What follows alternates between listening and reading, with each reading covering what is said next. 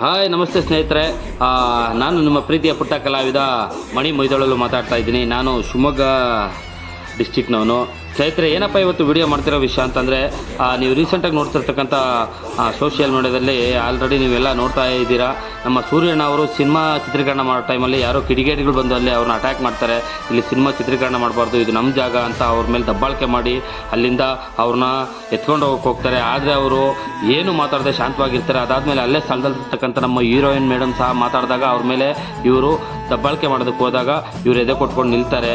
ಅಂದರೆ ಎಷ್ಟು ಕ್ರೂರತ್ವ ಮೆರೀತಾ ಇದ್ರು ಅಂದರೆ ಅಲ್ಲಿನ ಆ ಜಾಗದ ಓನರು ನೋಡೋದಕ್ಕೆ ಒಂಥರ ಬೇಜಾರ ಅನ್ಸ್ಬಿಡ್ತು ಸ್ನೇಹಿತರೆ. ಅದಾದಮೇಲೆ ಗೊತ್ತಾಗುತ್ತೆ ಇದು ಯಾವುದೇ ರೀತಿ ಸತ್ಯ ಅಲ್ಲ, ಇದು ಫೇಕ್ ಅಂತ. ಯಾಕಂದರೆ ಸ್ನೇಹಿತರೆ, ನಮ್ಮ ಸೂರ್ಯಣ್ಣ ಅವರು ಒಂದು ಅದ್ಭುತವಾದ ನಿರ್ದೇಶಕರು ಹೌದು, ನಿರ್ಮಾಪಕರು ಹೌದು.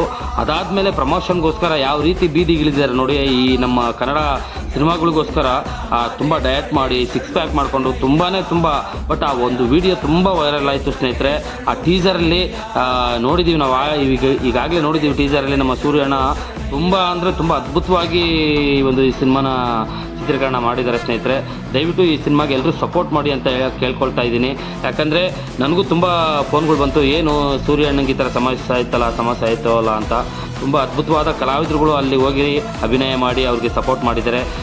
ಅವ್ರಿಗೂ ಸಹ ದೇವರು ಒಳ್ಳೇದು ಮಾಡಲಿ. ಹಾಗೆ ನೀವುಗಳು ಸಹ ನಮ್ಮ ಸೂರ್ಯಣ್ಣ ಸಿನಿಮಾನ ನೋಡಿ ಸಪೋರ್ಟ್ ಮಾಡಿ. ಎಲ್ರಿಗೂ ಒಳ್ಳೇದಾಗಲಿ. ಇದೇ 24ನೇ ತಾರೀಕು ನಮ್ಮ ಸೂರ್ಯಣ್ಣ ಟ್ರೈಲರ್ ರಿಲೀಸ್ ಆಗ್ತಿದೆ. ನಾವು ಸಹ ಅಲ್ಲಿಗೆ ಬರ್ತಾ ಇದ್ದೀವಿ. ನೀವು ಸಹ ಎಲ್ಲರೂ ಬನ್ನಿ. ದಯವಿಟ್ಟು ಈ ಒಂದು ಸೂರ್ಯಣ್ಣ ಸಿನಿಮಾಗೆ ಸಪೋರ್ಟ್ ಮಾಡಿ. ಒಳ್ಳೆಯದಾಗಲಿ.